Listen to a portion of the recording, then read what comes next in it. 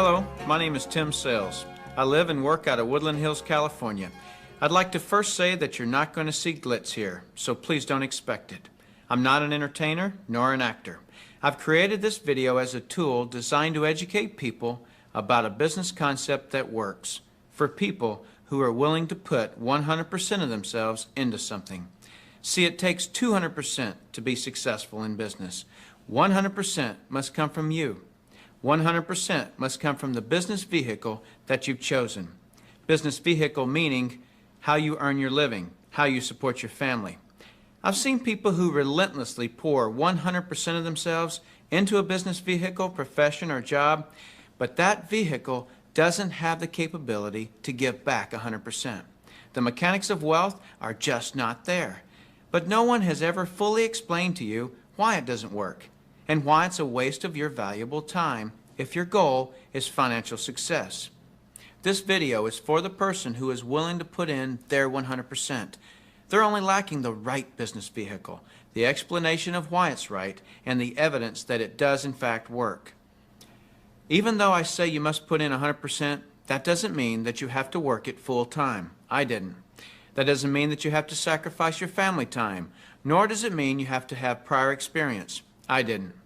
What I'll be talking about over the next hour is a real business, one where a real product or service gets moved to an inline consumer and a solid company gets built. What you'll learn right here has allowed me and an associate to build a $25 million company. Now, a $25 million company has certainly been done before. However, this was done where no employees were required. No accounts receivable, no accounts payable, no overhead, and very little inventory. Recently, I said those words to a business owner who said back to me, "Sounds too good to be true." My response back to him was that a good enough reason to stop looking? He paused for a couple of seconds and then he said, "That wouldn't be very smart, would it?" What I suggest you do is not just watch this information, but study it. What I want to do first is create an equal playing field between people who know how to evaluate a business and those who don't. Because me explaining this business wouldn't be very effective until you understand how to place value to a business. The simplest thing for someone to do when they don't understand something is to go, doesn't work. The way I'll accomplish this equal playing field is to give you 4 main principles to look for in a business. Number 1 is a huge expanding market. If you were the best vinyl record producer in the world, would it matter today? No. It doesn't matter how good you are in an industry that's eroding. Number 2 is a unique and consumable product. I'll cover unique first. If you don't have a unique product, then you compete on price and convenience. Who has the best price? Who's closest to the customer? Yet if you have uniqueness, then people must come to you. Next is consumable. If you have a non-consumable product, you're basically unemployed until your next sell. You want the repeat sales of consumable products. Whether it's every time someone picks up the telephone, connects to the internet, renews a membership, turns on the electricity, or gets to the bottom of a box or a bottle, you want those repeating commissions because it can pay you again and again. Number 3 is timing. Primarily here I'm talking about trends in timing. During all cycles of the economy, there are people who are making money and losing money. The makers are the ones in front of large trends. The losers disregard trends. So your business, no matter what your business is to be looking at what industries are expanding or which industries are about to expand. I don't care how long you've been doing something or how long you've been in school to learn something. Are you in front of trends or not? Number 4 is leverage. I'm going to spend some time on this one. We're not really taught this in our society. We're taught to go get a good education, build a resume, and exchange our expertise for someone's dollars. The problem with that is if we're not exchanging our expertise, we're not making any dollars. So vacation time is costly. A walk around the golf course, costly. Family time, although extremely important, is costly. I'll define the word leverage as an increased means by which to attain something. One form of leverage is investing $5 million and earning 10% interest, which will yield you about 41 grand a month in income. So whether you're enjoying family time or playing golf or vacationing, you're still enjoying 41 grand a month in income. You're leveraging off your money. That's a leverage everyone would love, but very few have it. Let me explain another kind of leverage that's available to everyone, including yourself. Incidentally, if you get nothing out of this videotape than a better understanding of this little simple concept I'm going to explain, you'll have gained something very valuable for viewing it. Imagine, if you will, that you own a company. You employ just one person, me. I work for 8 hours on Monday. You work for the same 8 hours on Monday that I do. Now listen closely. You get paid on 16 hours worth of work because you take a portion of my productivity as income back to yourself. You're leveraging off my efforts because I'm your employee. So theoretically, the more employees you have working for you, the more leverage you have. However, have you ever had employees? If you have, you know that in theory, hiring employees sounds great, but it's very difficult to reach leverage through employees. I've heard it said that if you have one employee, you have one headache. If you have 100 employees, you run an adult daycare center. And the reason being is this: no employee will ever work as hard for your company as you will, because they don't own it. As soon as the boss walks out of the office, it's throw the feet up on the countertop, make long-distance phone calls. When the employee goes to the supply cabinet, they don't grab just one pen. They grab a handful of pens and Post-it notes and paper clips and rubber bands, right? I'm sure you've never done anything like this, but many people do. Here's my rule of thumb for reaching true leverage. If there's one sentence that epitomizes the entire video, it would be this: to have true leverage, you must create a situation where everyone has the same amount to gain. Only then do you have true leverage. Let me give you an example of this type of leverage. Let's say that I'm a real estate broker and I hire an agent named Robert. Robert goes out and sells a building. Robert earns a percentage of the selling price of the building, and so do I, the broker. Why do I, the broker, earn a percentage when it was Robert who sold the building? Well, I did some of the advertising. I trained Robert. I had the initiative to go get my broker's license in the first place. I put up the risk. I did a lot of things. And so it's valid that I, as the broker, earn my money. But Robert doesn't work for me as an employee. He's an independent contractor. He just hangs his real estate license on my wall. My point here is the broker and the agents have the same amount to gain from the sale of the home. It's totally in the agent's interest to earn more money, which is a form of leverage for the broker. Now I'm going to continue with this broker-agent discussion because I'm not quite done. But I just wanted to stop for a second and let you know that that completes my 4 principles of evaluating a business. Let me recap them. Number 1 is a huge expanding market. Number 2 is a unique consumable product. Number 3 is timing. And number 4 is leverage. If you understood those 4 items, not only do you now know how to place value to a business, but you also have a better conceptual understanding of business than most people do. Let's continue this discussion concerning leverage because it's an extremely important one, as you'll see. There is a flaw in this leverage situation that I've shown you, and it's this. The broker can have multiple agents, but the agents cannot. The broker has leverage, the agents don't. Until the agents do what most brokers dread. What happens when I, the broker, have been real effective at teaching Robert to be a good agent? What's Robert going to want to do in a couple of years? Be his own broker, right? Is this good for me, the broker? No, because as soon as he becomes a broker, 2 bad things happen to me. Number 1, he breaks away from me and I lose him as an income source. And 2, worse than that, he's now my competitor that I trained. He knows all my good stuff. By the way, this doesn't just happen in the real estate industry. It happens in practically every industry. Have you ever heard the expression, I'm just going to work there for experience? What does that mean? It means I'm going to strip them of their knowledge and then go do it myself. If you're a business owner, how many people have you trained who are no longer working for you? How many people have you trained to be your competitors? Well, this gets worse. Let's say that Robert is now a broker right down the street. What will he do now that he's a broker? He'll go out and hire his own agents. And let's say one of those agents is Linda. Linda also eventually wants to be a broker. So she becomes a competitor to me that I indirectly trained, as well as Robert, who I directly trained. And this continues on and on.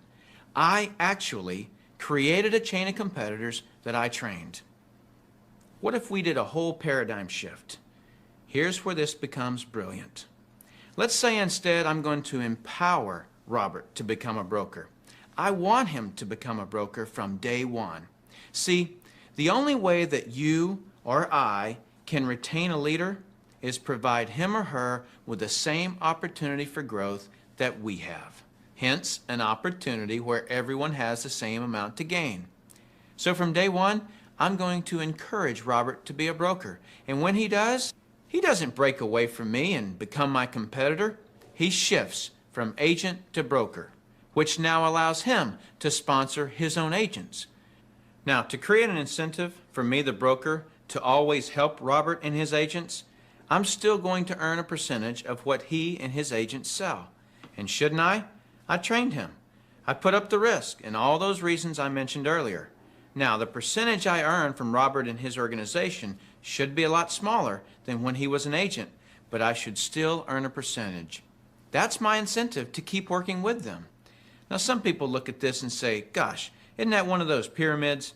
And what's the perception of a pyramid? People at the top make all the money and the people down below do all the work, right? Isn't that the perception of a pyramid? Let me explain why this is not a pyramid and why people at the top don't necessarily make all the money. Let me just make a quick point before I discuss the pyramid issue. It's not the geometric shape that people have a problem with. This geometric shape is probably the shape of your family tree, the shape of our government. To the architect, it's the strongest structure known to man. Every organizational structure in the world is this shape. So the shape isn't the problem. However, that perception, people at the top earn all the money, let me illustrate that for you. Here's a typical corporation. At the top, you have a CEO, which stands for Chief Executive Officer. Does the president earn more money than the CEO? Not normally. How about below the president? Do any of the vice presidents earn more money than the president? No. Let me ask this question, and I want you to really think about it. What would happen if some of the vice presidents of a corporation made more money than the president? Really, what would happen? Talk about total confusion. This whole process is called delegation. Each level of the corporation earns less income. The reason the president can tell the vice president what to do is because they make more money. The reason a middle manager can tell the staff and employees what to do is because they make more money. So the corporate structure is people at the top making the majority of the money, and the people at the bottom do not. The CEO of any corporation earns off the productivity of, or is leveraged off of, everyone in his or her corporation. Whether that CEO personally hired every employee or someone else in the company hires them. So the CEO, and only the CEO, earns on multiple levels of his or her company. And the model that I'm suggesting as being brilliant is where you, the individual, are given that same opportunity to earn on multiple levels of brokers and agents, just as the CEO of a corporation is. From here on, I'll refer to this form of marketing as network marketing. In network marketing, you, the individual, are given the opportunity to earn off the productivity of the people in your organization, whether you personally sponsor them or someone in your organization sponsors them. Remember when I said to reach true leverage, you must create a situation where everyone has the same amount to gain? Well, that's what I've just described. Here's what makes the network marketing structure the absolute fairest structure available. In most network marketing companies, everyone can earn a certain number of levels deep of the organization they build. Everyone in the company can earn that same number of levels deep, like maybe 4 levels deep or 6 levels deep. Let's say we use 4 levels.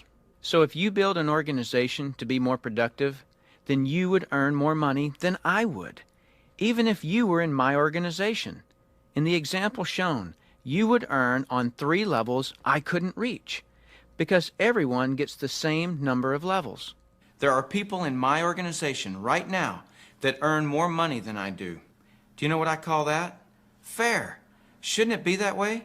I mean, take any structure. Shouldn't the most productive person in that structure make the most money? What does a nice resume or years of seniority have to do with productivity? Nothing. If you bring more profits to a company or organization, don't you deserve more profits than anyone else? You don't normally find a person on the 5th level of a corporation earning more money than anyone else, but in network marketing, it happens all the time. Now, I'd like to show you an interview that I've done with Dr. Charles King, who holds a PhD from Harvard and is a professor of marketing at the University of Illinois at Chicago. who actually teaches network marketing at the university.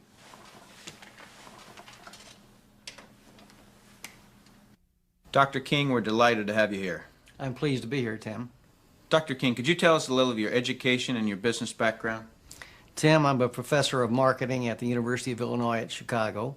I got my bachelor's and master's degrees from the University of Texas in Austin, spent a tour of duty with the Exxon Corporation, and then returned to get my doctorate in business administration from Harvard University. More important to this discussion, over the last 6 years, I've been involved in doing research, teaching, and consulting in network marketing. So coming from such a conservative school, and I know you a little bit and I know you to be very conservative, what caused you to look at network marketing to begin with? In 1990, we had a major economic recession in the United States. The Midwest and Chicago particularly were very badly hit. As a result, the interviewers stopped coming to campus. We were graduating hundreds of students a semester and they weren't getting jobs. Our alumni were coming back to us, losing their jobs, looking for help, and we had nothing to offer them. Now, I started looking, because of my background in business consulting, at alternative career paths. I went out and I looked at starting your own business, at home-based businesses. I looked at franchising. I looked at direct selling. And in the direct selling arena, I backed into network marketing. Now, I was very cynical, skeptical. Tim, I was negative about network marketing. They don't teach network marketing at the Harvard Business School, and I didn't know much about it. The end result was one of my students who was on the team asked me, "Why are you so negative about network marketing?" I looked at that young man and I said, "Son, I know enough to know I don't want to know any more." That student looked at me and he said, "Professor, if I gave you that answer to that question with no more information than you have, you would give me an F." I turned to him and I said, "Son, you're absolutely right. I have no basis for that conclusion. You just made an A." As a result, we went to the library, we went to meetings, and for the next 6 months, we did due diligence on the network marketing industry. I visited the top companies, I talked to network marketing leaders, I became an evangelist. In 1990-91, we started teaching network marketing in the marketing curriculum at the university. Wow. Was there any resistance from the dean of the school or the alumni? As it turned out, our dean at the time was a very entrepreneurial operator. He was looking for outreach programs that we could initiate. I had done my due diligence. We were getting good reviews in terms of student responses. So the dean said, "Maintain your professional profile and let's move forward with network marketing." What is your view of the industry of network marketing now, and where do you see it going in the future? Tim, the industry is coming of age. Today, we have computer and management information systems, which makes it possible for a network marketing company to organize a sales force so effectively that we can make a sale in Korea in Korean won, instantaneously convert that Korean won sale into US dollar sale, post that to a distributor's commission account in the United States, and pay that distributor in a week. Never before in the history of this industry has that been possible. So we have gone through a dramatic technological wave in the 1980s, the early 90s. I argue now we're moving into the wave of professionalism, and I emphasize professionalism at several levels. Number one, we are seeing more and more professionals, physicians, dentists, attorneys, CEOs, college professors, going into network marketing. Secondly, we're seeing a completely different attitude on the part of the press. The Wall Street Journal, Forbes, the Chicago Tribune, regional dailies around the United States are giving network marketing very positive press. On the other hand, the universities are accepting network marketing as a legitimate channel of distribution. The University of Illinois Chicago has offered the first certificate seminar in network marketing in the history of the industry. The University of Houston is going to be sponsoring network marketing as part of their outreach entrepreneurial programs. We are seeing more and more community colleges setting up network marketing courses on their campuses. So I see this industry growing dramatically over the next 10 years. So on my view, the industry is absolutely coming of age. Suppose you run across the super skeptic. What advice do you have for them? Tim, I would recommend they do precisely what I did. I was a super skeptic. I did my due diligence, I investigated the industry, and I drew my own conclusions. I would suggest to anyone seriously looking at network marketing that they might read a couple of key references. I strongly recommend that you do your due diligence and then begin to define precisely what role you want to play in the network marketing industry. Set realistic expectations. If there is a single cause for failure in this industry, it's the get-rich-quick syndrome, thinking that you can come into the industry and make enormous sums of money with no work. I argue, by contrast, that if you set realistic expectations, you develop a plan of action to guide your business development, you can be successful. Tim, as you can tell, I believe in this industry. For a small financial investment and a commitment in sweat equity, hard work, and dedication, anyone can be successful in network marketing. And that's coming from a Harvard Business School graduate who was a true skeptic. But through due diligence, he learned the truth. You may be asking yourself, how would I go about finding these brokers and agents? You'd find them from the same place if you had started any other kind of business. If you started a new business and you needed an assistant, a sales rep, a board of directors, where would you go to find them? Maybe you'd go to people you've worked with in the past, maybe family members who are in transition or are frustrated, people who you went to school with. You could also hire executive search firms, get referrals, run ads in the newspaper, on the internet. All of these work for traditional companies, and they work for network marketing also. The way I came into this industry was by answering an ad in the newspaper with a total stranger. But if a friend of mine had called me, I would have gladly built my business within my friend's company, because it doesn't matter to me where I build my company. Is it better to be hired by a company or sponsored in a network marketing company? I want to contrast those two. Let's say that I started a new electronics company and you and I knew each other. I hire you to manage my sales reps, and I tell you that I can pay you $40,000 a year. How did I decide on the $40,000? Is that what you're worth, or is that my opinion of you? In all honesty, I'm only going to pay you just enough money to keep you there, and you're only going to work hard enough just to keep your job. It's sort of a we'll pretend to pay you if you pretend to work kind of thing. Here's the important question. Can I offer you a better opportunity within my company than I have being the owner? Do we have a situation where everyone has the same amount to gain? No, we don't. The laws of economics today in the corporate world are this. The owner must maximize his or her benefits by minimizing the employees. That's just the way it is. However, in network marketing, I can offer you a better opportunity than I have. How? Because I'll be helping you build your company. It's in my interest to help you build your company. Network marketing is the most ethical business I've ever seen in my life. And the reason I say that is because my success and your success is forever intertwined if I sponsored you. I can't change that. I can't fire you, nor would I want to. So it's far better to be sponsored into a network marketing company than hired by a corporation. I have with me here Tom Norfleet, President and Chief Executive Officer of a major network marketing company based out of Dallas, Texas. Tom, thank you for being here. You're entirely welcome, Tim. I know you've served at the executive level of many companies. Could you tell us a little bit about that? I certainly can. You're exactly right. Most of my business background was in traditional corporate America.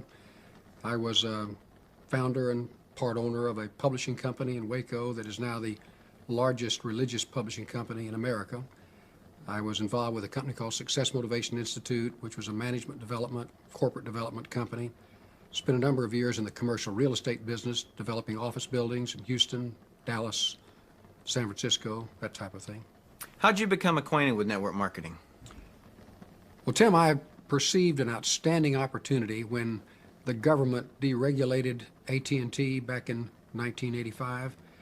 There was a company that had a contract to bring residential and small business customers to Sprint, and determined that network marketing would be a good way to access that. And I was asked to take over the national marketing assignment for that, and we did that and generated about 2 million customers for U.S. Sprint, recognized then the power of it. Tom, more and more Fortune 500 companies are using network marketing, as well as startups, as well as new people coming into network marketing. Why do you think that is? Well, I think that, first of all, they're learning that it works. Secondly, they're learning that it's quick. Third, they're learning that it has some real economies of scale. It reaches a lot of people that are hard to reach any other way, and they're finding that it's profitable, and they're smart enough to accept it and to adopt it. Tom, we hear all the time that network marketing is a more efficient method of distribution. Can you explain that? Well, probably the focus on that is how quickly you can cover the country with distribution of your product. Any other method of distribution basically involves the opening of branch offices, the staffing of those offices, the location of facilities, the location of warehouses, and that type of thing.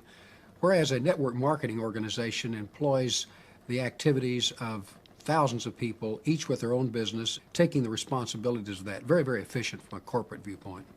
I've heard a lot of sales reps ask the question, why aren't there territorial rights in network marketing? Well, Tim, that's a very understandable question coming from their heritage and corporate background.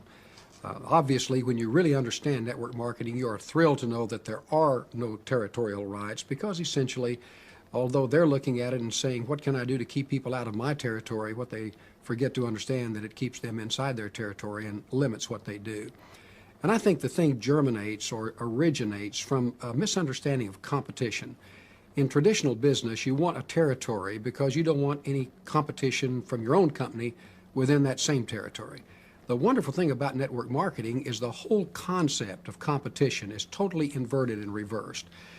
It's a situation where instead of people competing with you and taking a part of your income because of what they do, it's designed in such a way that if they're in your organization, your downline, the more they do, the more you make. And the more people that you have selling what you're selling, where you live or anywhere else, the more money that you make. You see, corporations, in the normal sense of the word, are trying to keep as much money from the sales force as they can. That's what makes them successful. Now, in network marketing, interestingly enough, it's exactly the opposite thing. A real shrewd, smart network marketing organization is looking for every way in the world they can to get money to the sales organization. The more they can get to that field, the more people can talk about that, the more they can hear about it, the more they can expand, the more their leaders can grow, the bigger the corporation grows, the more profits. It's just exactly the reverse of typical corporate mentality. It works wonderfully for people who understand it and who really participate in it. That's great. So does somebody have to have a sales background, do you believe? Well, Tim, any accumulated skill that's applicable to the next task is always a big advantage. No question about that.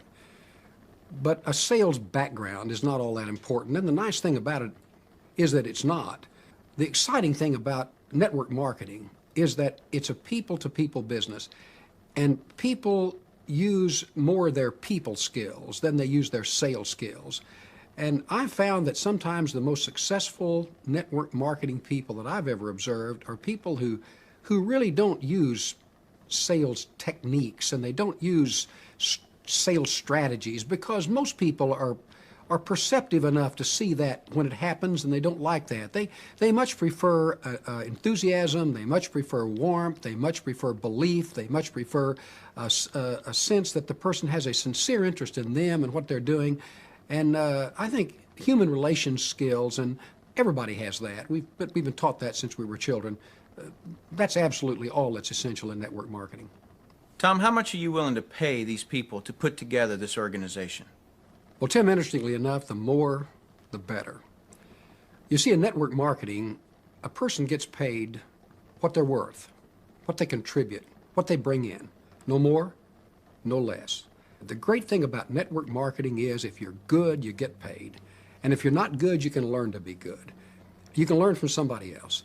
And the reason that people earn so much money in network marketing is because the system is designed in such a way that the principle of multiplication and duplication is working for the average individual. And so that compounding, that ever-widening multiplication and duplication of activity and talent with a compensation plan that's designed to pay upline on a lot of that is what generates these very, very large checks. So what's the largest check you've ever seen paid out? Well, the largest check that I ever had anything directly to do with paying out was a monthly check of about $1,250,000. That's not typical. In fact, that's extraordinary, but it's not unprecedented. The network marketing company is the one who deals with employees.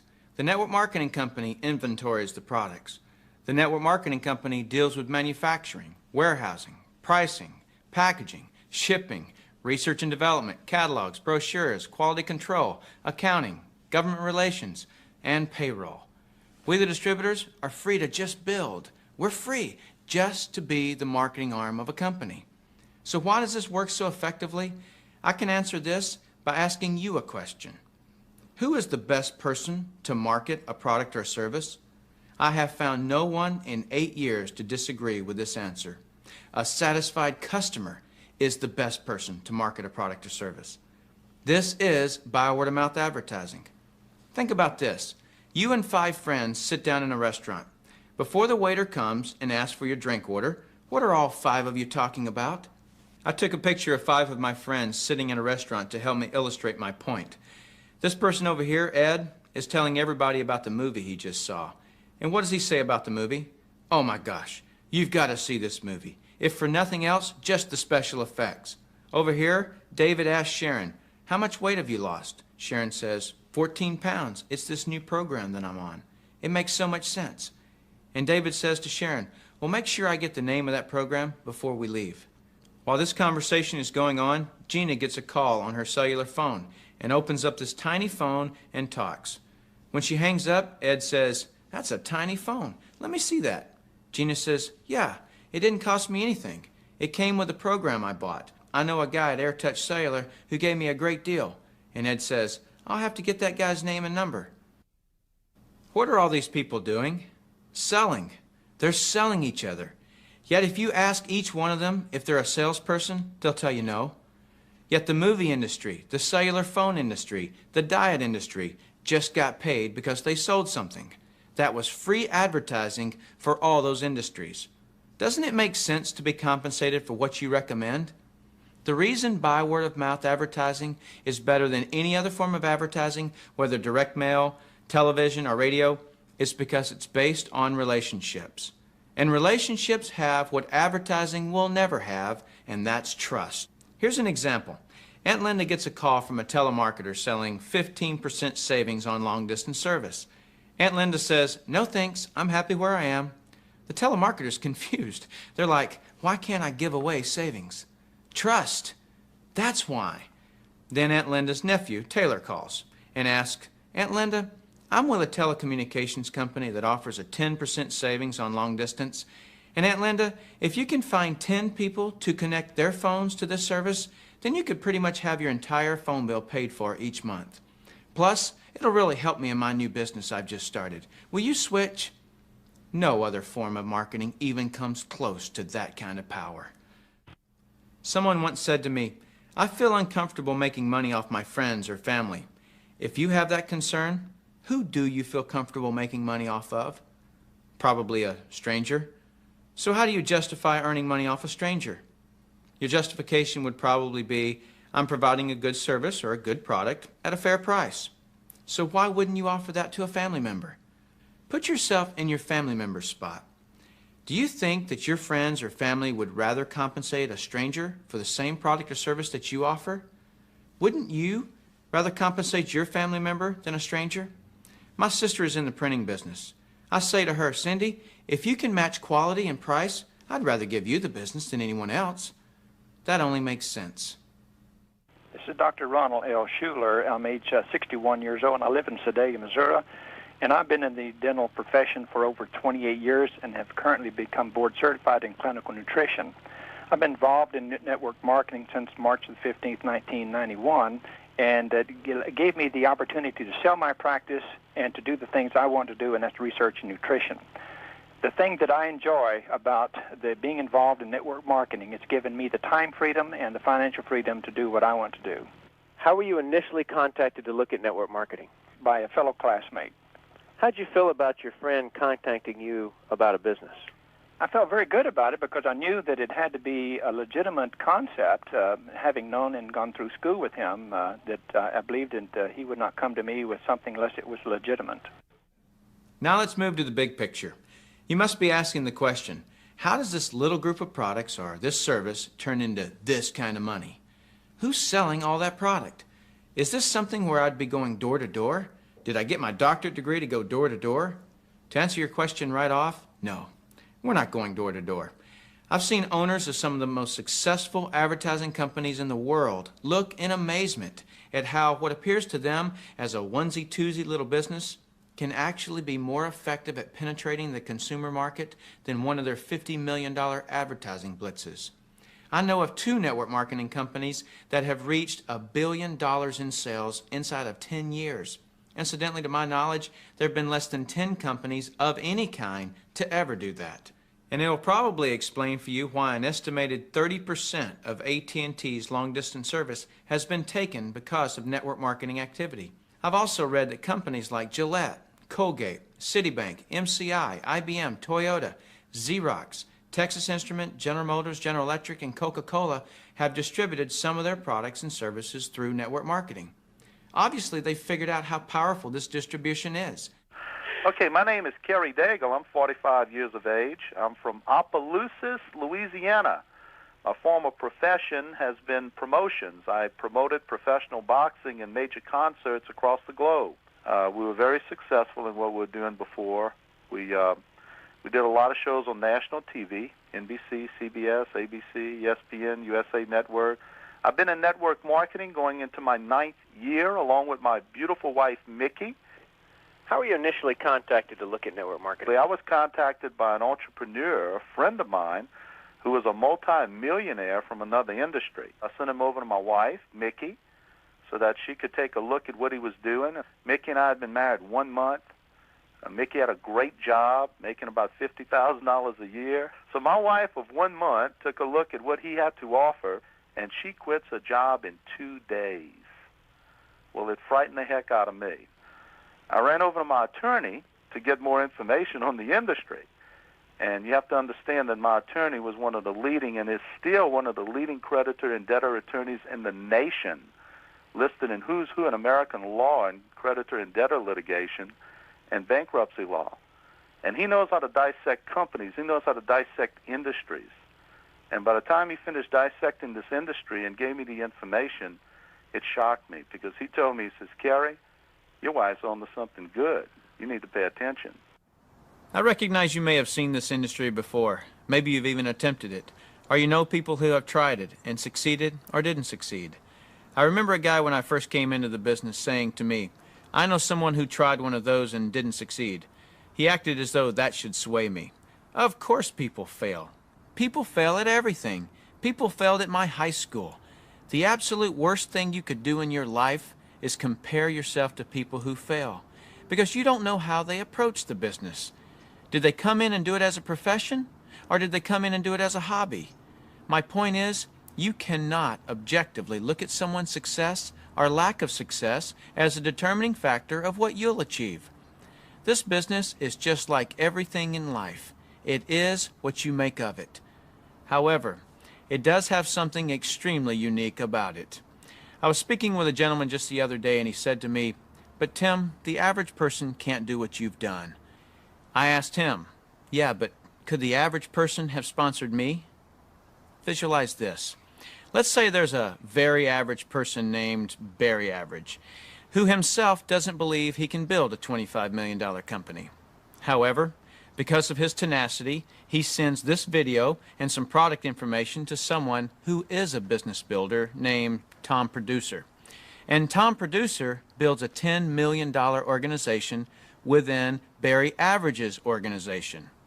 See, you only have to be good enough to sponsor a Tom Producer. Barry Average then learns that if he's tenacious and if he just does that enough times, he'll find another Tom Producer. Then one day, Mr. Average, he's not Barry anymore, he's Mr. Average, wakes up and realizes something. He's a Tom Producer, and he always was.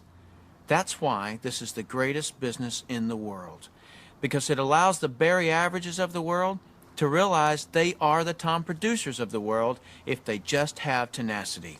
Hands down, the personal growth rewards exceed the financial rewards by a long shot. What this also allows is the very busy professional a way to supplement their income and have the opportunity to sponsor or have someone in their organization sponsor a Tom Producer, which gives them choices.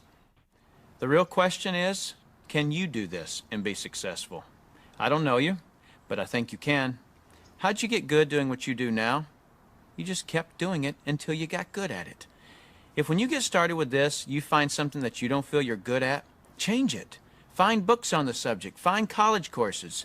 It's a lot easier to learn a skill than it is to run from that skill and try to find an industry or job that you don't need that skill in. Face what you're not good at and change it. Confront it and beat it. Think of this.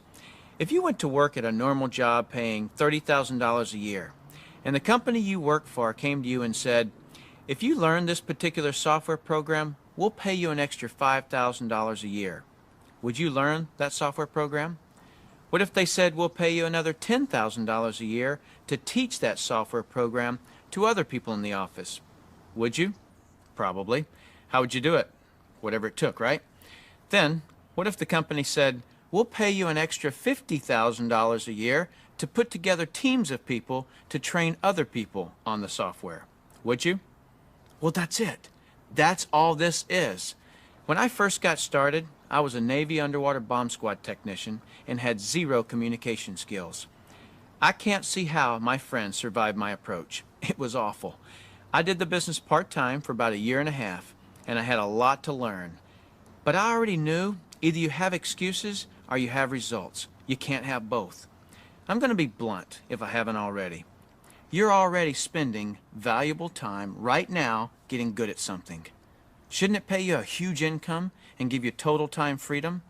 You're wasting your talent by selling yourself short and working for somebody else's dream. I looked at this industry and said, sure, it's hard. Everything's hard. But it's harder to not have what you want all your life than it is to just get the hard out of the way. By the way, if you're the kind of person who needs everyone's approval before you can do something, you probably won't get it. How many truly wealthy people do you think got wealthy with everyone cheering them on? Better yet, anyone cheering them on? Probably none. In Napoleon Hill's classic book, Think and Grow Rich, his research revealed that fear of what others would think was one of the top reasons people didn't achieve financial success. In my own research, I've found that if you actually make a list of the people's opinions you're worried about, it's normally less than 5 people. Could you really allow 5 people to stop you from having what you want for the rest of your life? Plus, it's normally not even true friends, because if it were true friends, you wouldn't fear what they'd say or think, because a true friend would never discourage you from anything. They'd only encourage you. Believe me, I had my share of people who wanted to protect me, but I knew none of those protectors were going to pay for my child's education or my retirement or the things that I wanted out of life. One other thing, please don't base your perception or decision on outdated information. Just because you've seen this industry before or even tried it before doesn't mean it hasn't completely changed. I've met hundreds of people who had seen network marketing, even done network marketing 1, 3, even 20 years ago, who have rejoined a company and made a lot of money with it. Today, network marketing companies are making so many dollars available to distributors that it has now become a true profession. The reason so many people are coming into network marketing is because people want control of their life. They want a quality of life, and network marketing offers that. I hear people all the time complaining that they're too busy or don't have enough time. People act as though time owns them instead of them owning time. What do you mean, not enough time? That's the only fair component in the equation of life. See, not everyone starts with the same intellect. Not everyone starts with the same amount of money, but everyone has the same amount of time in a day. Have you ever noticed that there are people who, with 24 hours, earn $10,000 a year? And there are people in the same 24 hours who earn $10 million a year? Let me explain the difference.